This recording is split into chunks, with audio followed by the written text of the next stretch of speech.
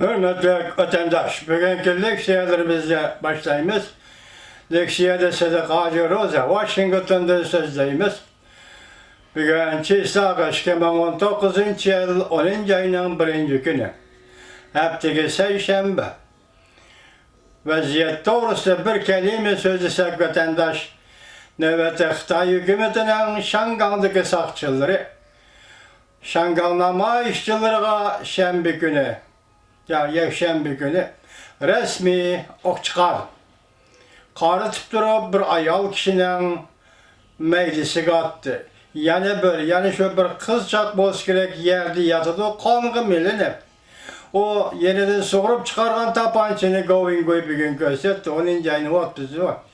9. ayının 30. günde haberde Govin gösterdi. Demek bugün vaziyet şu ki Cumhurbaşkanı Partisi Şangay'da ok çıkardı. Demek sen yanıldın. Cumhurbaşkanı Partisi sen yanıldın. Halkara cemiyet aldı diye yanıldın. Şangay halkı aldı diye yanıldın. Mağlup oldun. Amerika Koşmuş Ştatları hükümeti aldı da mağlup oldun. Demek sen Şangay'da ok çıkardın. Bugün Muşlan devir kılgan aldı leksiye sözlerimiz hürmetli vatandaşlar. Mavzumunda sezgür bir vakitte Cumhur'un organ geziti Şangay meselesi tekliğini eğizge aldı.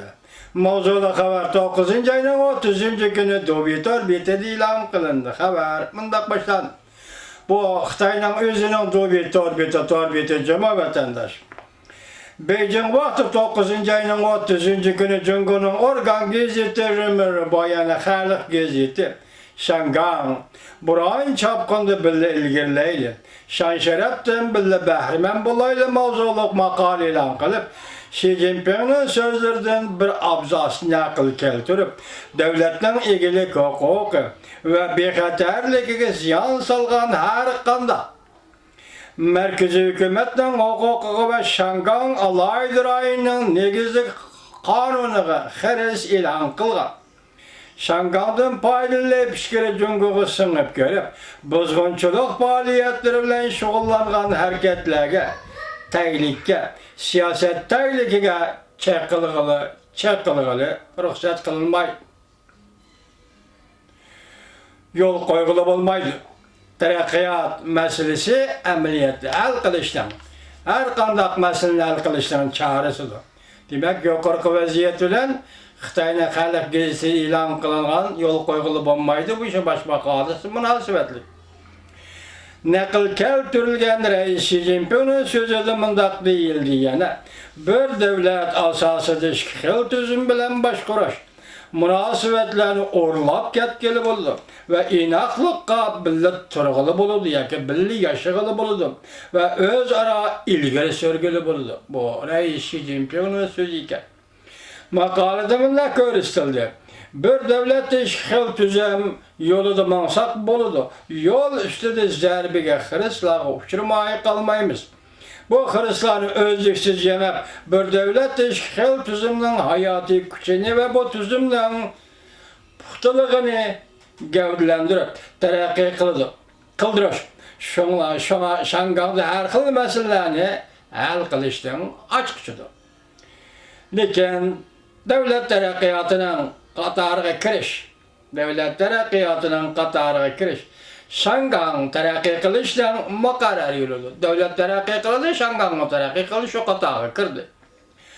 Dikkat kılıdığın bir taraf şu ki makalada Şangay bilen Cumhur kuruluğunun toluklaş münasebetleri, yani birbirinin toluklaş münasebetleri qaytışarıyla hem Şangay'ın saat yoldaki töhbeleri medilendi mesela. Cumhur'un eksportu, sanatın tez terakki kıldırış cihetlerde Cumhur sanat tarmaklarının yer şari işlep çıkarış liniyesiga sınıp görüşüge Şangay yardımcı oldu. Makalada mındak ta'kidlendi. Şangay ispatlap berdi ki bir devlet teşkil tüzüm tarixten kılıp kalgan Şangay meselesini hal kılıştan en yaxşı layihasidir. hem de Şangan qaytib kelgandan keyin uzun müddetlik gülünüş ve muqimlikni saqlashdan nayt yaxshi o'rinlashtirilishdir. Bu tüzüm aqldır, davamlaştırgılı bo'ladi. Kishilar qalbiga o'rinlashalaydi.